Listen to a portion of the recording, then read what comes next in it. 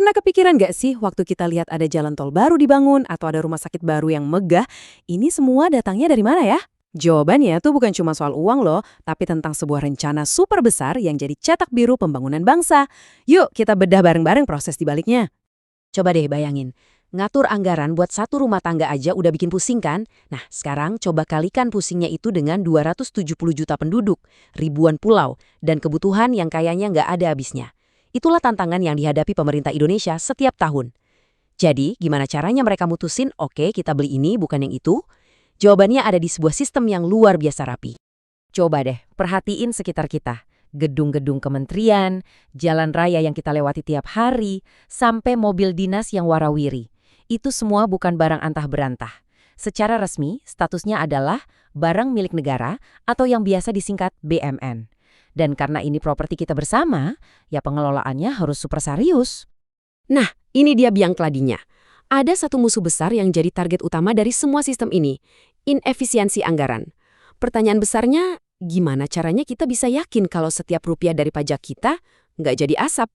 Gimana caranya uang itu benar-benar dipakai buat hal yang berguna? Jawabannya cuma satu, perencanaan yang matang. Oke, jadi waktu kita ngomongin aset negara, sebenarnya apa aja sih yang termasuk di dalamnya?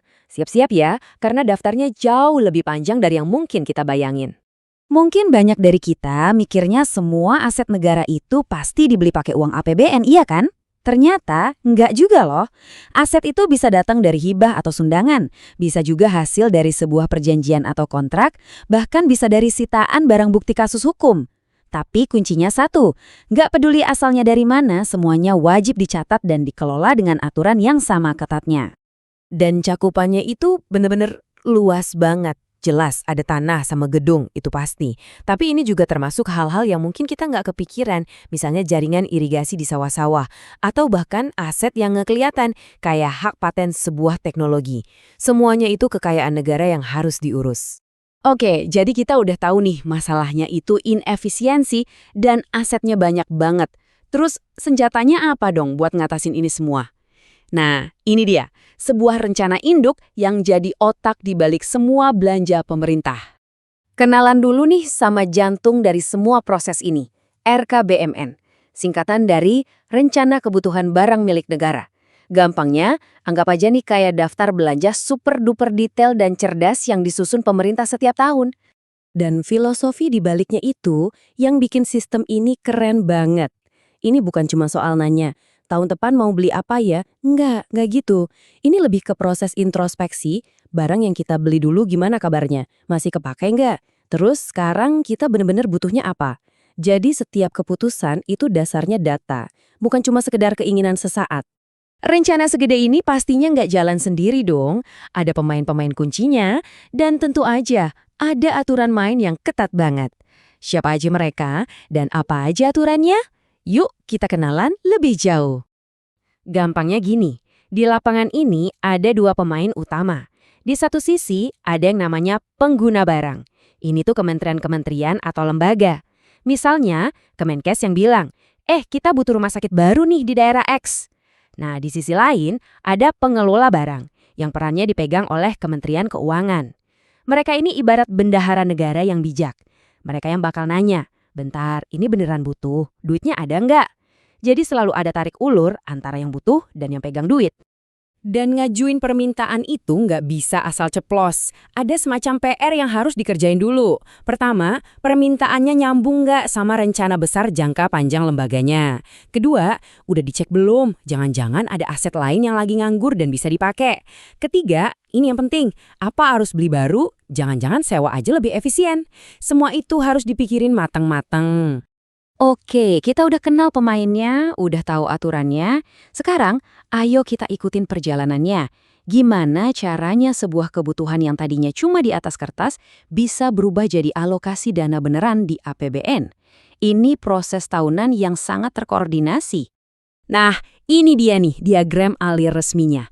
Kelihatannya rumit banget ya. Tenang-tenang, kita nggak usah pusingin tiap kotaknya. Inti dari semua panah-panah ini sebetulnya cuma satu. Perencanaan aset dan perencanaan anggaran itu kayak dua rel kereta api yang jalannya harus selalu barengan, berdampingan, dan nyambung terus sepanjang tahun. Kalau kita sederhanain, siklus tahunannya tuh kayak gini. Awal tahun itu waktunya bikin daftar harapan. Semua kementerian ngerumusin apa aja yang mereka butuhin. Masuk tengah tahun, semua usulan itu dikumpulin, digodok bareng sama draft anggaran besar negara. Nah, deket-deket akhir tahun, draft ini dibawa ke DPR buat dibahas dan didebatkan. Terakhir pas akhir tahun, tok, palu diketuk, anggaran disahkan, dan siap jalan. Proses pengajuannya sendiri itu modelnya kayak piramida. Usulannya itu lahir dari paling bawah, dari unit-unit kerja terkecil di daerah. Terus usulan itu naik tingkat, disaring, naik lagi ke kementerian, sampai akhirnya tiba di puncak piramida, yaitu pemerintah pusat. Jadi, idenya datang dari bawah ke atas, tapi lampu hijaunya turun dari atas ke bawah. Jadi, kalau kita ringkas alur persetujuannya, kira-kira begini. Langkah 1, usulkan. Dari unit paling kecil. Langkah 2, saring. Kementeriannya jadi filter pertama, ngumpulin semua usulan dan ngebuang yang nggak penting. Langkah 3, ajukan. Proposal gabungan yang udah solid ini dikirim ke Bangirnya negara, Kemenkau. Dan terakhir, langkah 4, sahkan. Kemenkau bakal ngecek final sebelum kasih stempel persetujuan. Kita udah ngebahas prosesnya yang detail dan berlapis-lapis. Sekarang, pertanyaan paling penting, kenapa sih semua ini penting banget? Buat apa repot-repot begini? Apa hasil akhirnya? Nah, ini dia poin paling krusial dari obrolan kita. RKBMN ini jangan dianggap cuma tumpukan dokumen birokrasi. Sama sekali bukan. Rencana ini adalah fondasi dari seluruh anggaran pendapatan dan belanja negara kita. APBN itu nggak turun dari langit, tapi lahir dan dibentuk dari rencana kebutuhan ini. Dan dampaknya jelas banget. Dengan perencanaan yang super teliti, pemborosan bisa ditekan habis-habisan. Tapi ini bukan cuma soal hemat duit loh ya. Ini tentang memastikan sumber daya kita yang terbatas itu dialokasikan ke titik-titik yang paling strategis untuk membangun bangsa. Karena pada akhirnya, semua angka, semua diagram, semua rencana ini, ya ini tuh janji. Janji dari pemerintah ke rakyatnya. Janji kalau setiap rupiah pajak kita dipakai buat membangun sekolah, rumah sakit, dan jalan yang lebih baik. Inilah wujud nyata dari semangat sigap membangun negeri. Oke, kita udah lihat betapa detail dan canggihnya proses perencanaan ini.